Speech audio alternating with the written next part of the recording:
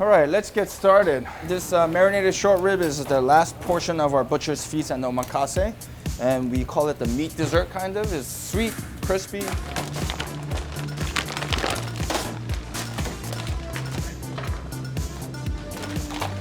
We go through a shit ton of meat. I believe we go through about 3,000 pounds of beef per week. People might think that we work at Steakhouse, so that we could be like sick and tired of meat, but we're not. Cutting this, marinating this, eating this is so much fun. But a lot of time too, a lot of time and effort. And what you're gonna do is just push both of them together and you're just gonna work your way down. Short rib is considered like not like a super high-end cut, but the reason why the short rib is so expensive is because it needs a lot of knife work. You know, unlike conventional steakhouses, we need to create a lot of fermentation process, which takes meticulous. You need to clean it really well. You need time to age it. It means shit ton of work. There's a nice feeling about taking this clean off like this. I mean, I guess if you do this long enough, you just kind of get into the groove and something just feels like, oh, that's a nice cut, that's a clean cut. So this is cleaned from here. We're just gonna take this down. Once you cut this in half, you'll really see the marble. People think that, hey, like you cook every meat on the table. Little do they know, you know, it's definitely a very labor-intensive operation. Final butchering stage of the short rib. It's gonna be scoring on the diagonal, just like so. Making sure that we're not cutting all the way through. And then we're gonna flip it around. Do the similar thing, don't cut all the way through. And if you do it correctly, once you pull it out, it should kind of do a little stretch. Short rib usually are prepared as a braised item, longer cooking techniques, but if you do this with the correct marinade, you can cook this under like 4 or 5 minutes and it'll still be very juicy, tender, a lot of flavors, and it kind of stretches like an accordion. So like for me, like this volume from the get-go was just a normal day. Mountain of short ribs for sure. As a chef, like having really great product is something that's not granted. It just makes me really proud. When you look at a swan, you know, gliding through the pond, you know, they look so graceful. Underneath, they're paddling like hell, you know? And I think that's what our operation is. So after this, we're gonna put it into our carby marinade that's made in-house with all of our lovely fruit juices. And it sits in the marinade about minimum of 6 to 8 hours before it's served. All the food that we do over here, there's nothing that we can make it on the fly. If we don't pay attention from the beginning, then the result is wrong, then we can really like fast forward anything. So after the short rib, we probably have another like 6, 8 more cuts to cut. It's a morning of butchery today. A lot of times when you look at Cote, it's get lit and have a lot of fun. But you know, you can't achieve that without genuinely putting in the time, the muscle, the sweat, and the tear. Yeah, so right now these guys are preparing for dinner service. The sink on the right is our scallion salad mix, which goes to every table. They julienne or cut the scallion with our scallion machine, and to cut scallion like this by knife will take us days, a week where it broke. And we had to, like, there were 6 of us with knives just trying to julienne this for like hours. That happened to me when I first joined the team. Like it was a Friday night, Saturday night. I don't want to go back. And you just gotta see how dense this thing is. It's just like, oh, I can't even pick this up. These guys are probably going through like 4 or 6 cases of scallion, 5 or 6 cases of lettuce, and this is on a daily prep so we can feed our guests a lot of vegetables. Cote is a steakhouse, but we are also a Korean steakhouse. I'm from Korea, so is both of our chefs. So it was a very important mission for us to bring forward authentic flavors of Korea. So this is the first process of making the kimchi. So we take the outer leaves that are a little bit wilted. And what we didn't want to be is this kind of a westernized, Americanized version of Korean flavors. And usually the stem is the part that gets salted the least, so we just crack it open so there's more area for the salt to penetrate. Salting is the most important part. If you mess up on the salting, the cabbage won't eat the marinade so well. And instead of being crunchy, it's gonna get a little bit mushy. And that's when you kind of fail. So this process, there's no cheating. Like there's no fast forward for this one. Like literally every single leaf has to be salted. If you cheat, you waste There's no going 10 back. to 14 days worth of your time. Right. So this is called a 천일염, which is a 1,000-day aged salt, which is typically like super coarse. In Korean, there's a terminology that says 손맛, which is your taste of your hand. It's a key aspect of Korean cuisine because a lot of the recipe says taste of the hand. And usually when we do kimchi in Korea, usually like 3 moms are like together and they get like piles of cabbage. Aunties, your whole family, yeah. And then it's like a huge kimchi production going on over there. My parents or my family know that I work at a Korean steakhouse, Korean restaurant. But when I tell them like I'm making like 6 cases of kimchi a week, they'll be like, what are you doing making kimchi? Oh, you went to culinary school to make kimchi? I could have taught you that. So after this video goes out, we might get a lot of calls from family. My background, like after school, is from John George. Basically, like both of us were coming from a French-based restaurant. I never thought that I was gonna cook Korean food, but here he is. here I am, and then I really like it because when I came here, I was like, oh, this feels like home, you know, because I know kimchi, I know karabi. After a certain point, you kind of look at yourself or think back, it's like, what now? The more and more you think about it and what holds dear to your past, I think it really starts to bloom, and you know, I think that's why we're here. But now it's like on the wrestling scale, so it's a little bit stressful, but it's fun because we always try to perfect everything. So these guys are gonna sit for about 12 hours, and it'll be ready to be stuffed with our marinade. All right, so you want to make sure that there's a crunch. Otherwise, when it ferments, it's not going to have the texture that you're looking for.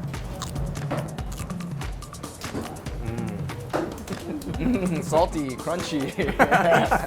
Everybody can scoop to their hotel pans, and we're going to stuff it just like the salt, making sure that we get in between each leaves.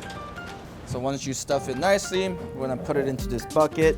Have this closed off, fermented in the walk-in for about 10 to 14 days. 2, 4, 6, 8, 10, 12, 14, 16, 18, 20, 30 buckets of kimchi at a time that's being stored in the walk-in. It's our, our secret sauce, right? Sourcing to us is probably one of the most important things. So right now we have 2 kinds of caviar on our menu. We're actually looking to expand our caviar program. Owning a restaurant, we get to taste a lot of different things, but tasting caviar, it never gets old. You know, this is definitely one of the greater perks. So I brought in 6 different kinds. We want to bring really difficult to find caviar. You know, having a great relationship with your vendors really helps. I mean, ideally, I'm looking for something that's actually gray, you know, with Gray. almost like a white hue to it, you know, like grayish white. Oh, you I know? see. But our restaurant is a little darker and moodier. That kind of lighter pop kind of brings that kind of excitement to the table. This is the hybrid that we already currently serve. Oh man, that's so delicious. There's a reason why we use this, huh?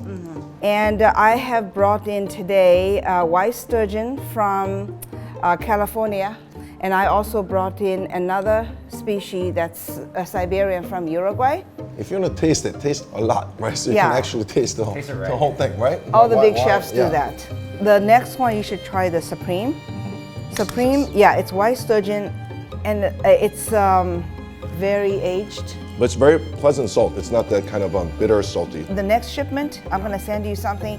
I have to really pick. When I open 10 tins, maybe Yeah. 1. I want big pearl, different flavor profile, kind of gray with the whiter hue. If Okay. you can create that. I can create that. I'm gonna start raising new fish. Xiaoxing, thank you very much for coming. It's a Always pleasure. So all the trays that you see they're building, this is a big part of the morning production, and our opening runners and the prep team, they really get into this banchan program hard. This is for every table that's gonna be dining with us tonight. Kimchi to pickles to sesame leaf. We're gonna work on the raw bar. I think SK prepared some awesome seafood, and Super excited. What you got? Live king crab, live spotted prawns, and live razor clams. I'm excited, bro. Cool. let's do this. Last year we introduced our seafood platter. You know, we call it the Grand Plateau. And we got this amazing king crab. Oh, live. Damn. Look at that. It's missing that je ne sais quoi. So we're actually trying to see what we can add to add that final shine on that diamond ring. So we're gonna do a ceviche in form of razor clams, spot prawns, all live. prawns. Yeah, so sweet. So we're just gonna serve it raw. So Chef SK and Chef David, they're the culinary powerhouse behind this operation. Normally a steakhouse is not necessarily a concept that requires very powerful chefs, whereas Cote, that's where it all comes from, you know. Butchering all day and then into like getting this gastronomical techniques, how to poach, how to cook, how to saute, or how to blanch. But this is when our chef mentality really comes together. We're like, zoom, how do I make this the most awesomest king crab that we can make? Cote, we want to position ourselves somewhere in between a steakhouse where everything's just a funnel through, and there is a super chef-driven creative restaurant. I think somewhere in between lies a perfect spot. All right, and we're gonna let this sit first here is the oysters. I feel like Simon Kim is a medium. I try to kind of stay in between what customer wants and what chefs want to do. So initially, the tension between the chef and my vision has been kind of difficult in the beginning. But at this point, we've been open for 4 years. We really work just like one being. Dealing with Simon's little, I'm just gonna say it, pain in the butt. He wants to be the best version of it. But he's always a great supporter, you know? Like, yes, he pushes, but like we all know that where he's coming from. Like, we only want to get better. Working in the kitchen, you kind of lose the mentality of what the guests want, because you're always focused about what do I want to do, what do we want to do. We really want to respect the guest perspective, and Simon brings definitely a big portion of that. So I think this iteration, we're going to try to meet all of his requirements to bring the best of what they have in the market currently. Yeah, we love caviar here. I think we've definitely made a different iteration of the ones that we've had in the past. Decided to put the caviar on top to give that super luxe feeling. I mean, we'll probably sit down with Simon and he'll give a shit a little bit and we'll figure it out. Basically, like, he's gonna be like, okay, that looks good, like, but like now we're gonna talk about the food cost. It doesn't make sense. And we're gonna need to charge about like $250 for one. And then he'd be like, no, I think that's a little too crazy. And then we'd be like, okay, these are the one that you liked, and then we did it, and then what can we do, you know? What's going on, chefs? What's going on, Simon? All right. So we prepared really a little nice. bit of a different version of our tower, Sure. and the middle tier is where it really went luxe. Really beautiful. I think the razor clam is going to be very difficult to eat unless you're very crafty with your chopstick. I think it's going to be a little difficult. Maybe we get individualized thing per person so that everyone gets one, and then they can do that. Because if I'm with 4 of my friends, if I make a mess, I'm going to be embarrassed. What is this? Spotted pearl? Yeah. Well, it was live, huh? Yeah. Only the best. Sweet. Yeah. The spot prawn looks really good. I don't know, caviar on top, it definitely looks like a crown jewel for sure, right? But in terms of elevation-wise, right, being in such a top position, it's going to be a little difficult, right? Because imagine, I'm assuming that elevation-wise, it's going to be not that easy to put together. Otherwise, customer has got to do this, and that's not that fun either, right? So I think we need to figure out something that's a little easier to take from the top. But otherwise, I love the king crab. I think it's going to taste super delicious. Live, huh? Yeah, all live. That's awesome. Wow, that's amazing. Yeah, king crab is definitely, I mean, in terms of costing, what do you think this is going to be? I think it's gonna be pretty pricey. King crab only has 6 legs. And there's 2 of them. Yeah. I think we're definitely onto something, but I think we need to figure out, we don't want to make it too expensive. I think the entire Grand Plateau should be less than $225 for sure, right? I think caviar can be just an add-on, right? So if somebody wants it, caviar should be, right? Because this thing is going to be, you know, $120 right here, right? Right, it is, yeah. Yeah, but looks good. All right. Let's keep moving. All right. Thank you, chef. We got beef coming in. At Steakhouse, everything starts and ends with beef. Beef is king. We got American Wagyu flat iron. And of course, trimming is a huge part of it because we receive everything and we need to now take out the silver skin and then, you know, make it just really presentable. Oh, look, more short ribs. This bread comes in almost every day, maybe twice a day if we're running It behind. all depends. Yeah. And I don't know what they're doing with it all, but what they do is not only the rib meat, but with the short ribs, with the chuck flat, with the flat iron, stuff that's really not typically considered like a prime cut or a premium cut. It's unbelievable. So what we have here is Imperial Wagyu flat iron, which goes on our butcher's feast. So Butcher's Feast is the foolproof way of enjoying Korean steakhouse. I just gotta say, this flat iron probably one of the most underrated cuts of the cow. So the reason a lot of people are turned off by this cut is because of this. So inside there's this thick membrane, or we call it the sinew. So this part, it's hardly noticeable. It kind of blends in with the beef. We're just gonna go straight down the middle and take off the hard sinew, the chewy part of this beef, and you'll be able to grill this and slice, and it'll be a very tender steak. And that's it. Next, ribeye. So we have our own dry aging room. Number one, because it's a swag. So this is our dry aging room. I'm gonna be taking out a couple of the ones that are ready. We age them about 45 days minimum, and we'll cut it portion it, and we'll be ready for service tonight. It's so important that we receive the best beef, and that beef never leaves our sight. The meat is dry aged, so when you cut, it's little, just gotta be more mindful. If you follow the lines. We're in full control of our aging room. It's important that we are in control of every aspect of our steak. And show you the way. See? Simple. We're just gonna go straight to the saw, and then we're gonna cut it into about 1.5 inch thick cuts. Not a lot of restaurants have bandsaw because of its, dangerous space, whatnot, but we figured this is gonna be a key component into our operation.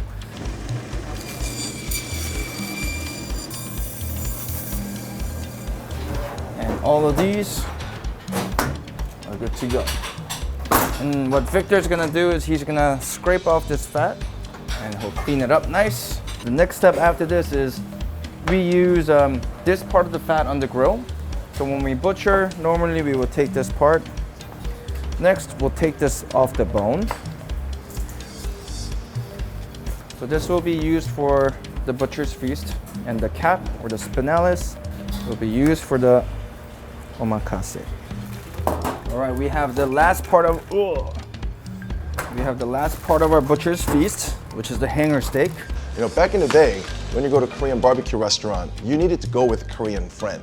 If I have to pick one cut that I hate to cut the most, it's probably the hanger steak. Because it never comes in the same size, same shape. So this sits close to the organ, so it's definitely a bit more iron rich. I feel like this represents the best translations to what beef is supposed to taste like, in my opinion. So it always has two sides, larger muscle on one, a thinner muscle on the other. So we wanted to demystify, right? You can walk in and order a butcher's feast, and you'll get everything that authentic Korean guy ordered at a Korean barbecue restaurant. And one side is clean. Many houses, if we were to cook this in-house, I think it's okay to leave a little bit of the gray on. But since we're gonna present it raw to the table, just wanna go down the middle, follow this line that's never a straight line, but more a slanted horizontal line. Skin, the silver skin.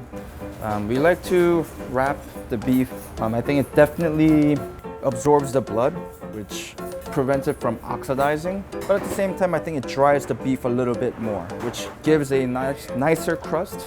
So this is gonna be our butcher's feast board for 4. So what we wanna do is make sure that it is thick enough so that they can grill. This is the hanger steak. Next, the ribeye. So Cote is kind of perceived as a fancy restaurant, because it is. We have the best beef that money can buy. Flatiron. But if you came here and only ate butcher's feast, you can be in and out at $58 per person. And then the marinated short rib. So that'll be the feast set. This smokeless grill that's in the center of every single table is center of Cote. It's the most important piece. Steak is like a brand new Mercedes-Benz. The moment it leaves the lot, which is a charbroiler, it depreciates in value, So what we did is we brought the power plant, which is a charbroiler, out to the table. If you're gonna ball out, our steak omakase, it's about 7 different cuts. And we're gonna go from a very lean cut, the fillet. Next cut will be the skirt steak. There's a ribeye cap. You get to eat all different beef, but it's very small portion. It's about delighting your palate as opposed to consuming large amount of beef. And then the Cote steak, American chuck flap tail. So that's the omakase for 4. This would also be finished with our marinated short rib. We got through most of our butchering. I think Victor's got a few more things to do. Most of our runner teams are starting to show up, getting ready for service. We have a lot of regular customers that we're very grateful to continuously. They patronize us. So we want to bring something new. Next thing we have is Kobe A5 beef. We want to bring really, really difficult to find beef. Never got a chance to ever cut this. Probably or taste. one of the most expensive cut in the earth. So yeah. $300 per pound, yeah. right? Uh-oh, moment of truth.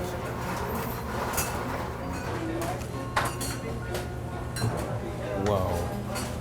So we have the Miyazaki that we serve currently at Cote, and this is the Kobe ribeye. So that it doesn't flare up, I'm gonna trim this fat a little bit. Shall we? Excuse me. All right, so we got our charcoal grills ready. Only thing we're gonna do is a little bit of salt.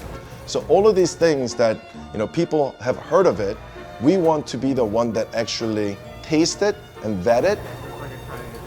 You know what? I'm gonna pull this as is. And make sure that we bring value and quality to our customers. I'm kind of nervous to cut it, but you know what? Let's try it out. And 99.9% of Kobe in America are not really Kobe. This is actually born and raised and slaughtered in Kobe. This is my third time eating Kobe beef. Third time? So, Wow, yeah. lucky you. Huh? First time for us. All right, let's do it. I'm gonna do actually Kobe first. Yeah. Okay. Exploded and disappeared. The fat is really light, right? It's not Super. as Very not as different. heavy. Yeah. It's totally- I mean, if you even see the cutting board, the amount of fat that came from the Miyazaki compared to the Kobe is completely different.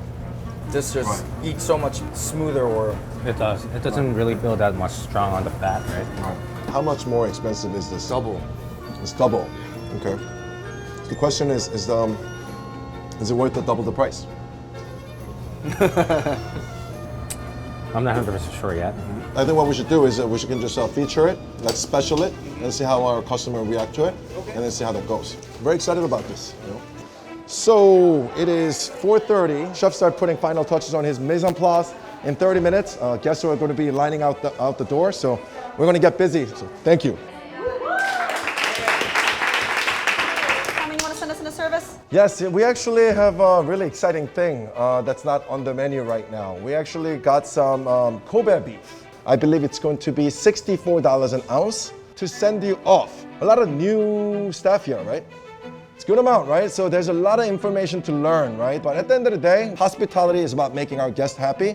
The hospitality of pleasing people doesn't start at 5 o'clock, but it starts now, right? We please each other. We create a culture where we are constantly in habit of making each other happy. And when the 5 o'clock comes, customer comes in, it's natural for us to make them happy, right? So much love. Thank you.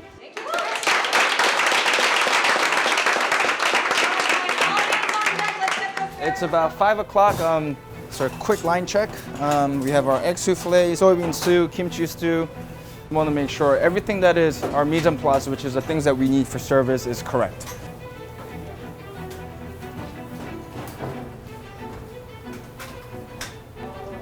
We might have to season the kimchi stew a little bit, and we got a big first push ahead of us, so let's get ready. First push.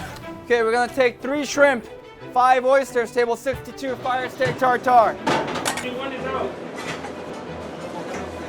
Bacon and steak tartare, table 65. Can I have that 2 oysters for omakase, please? Service. Can we take oysters, table 32? 2 steak and eggs, table 22. For me, dining experience is about having fun. Of course, there's the nourishment and the ingredient has to be great, and technique has to be great. But I want to bring real joy. When our customers come in, and that little dry aged fat, we kind of purposely leave it on the thing for a little longer, so it kind of renders, and we go like boom, and the flame goes up. People go wow. And as a restaurateur, those kind of small moments of where we wow our customer is so important. Followed by, can I have 1, 2, 3, 4 scallions, please? 15 should have left. Go, go, go. Now the hotline's gonna get busy with all the stews coming in.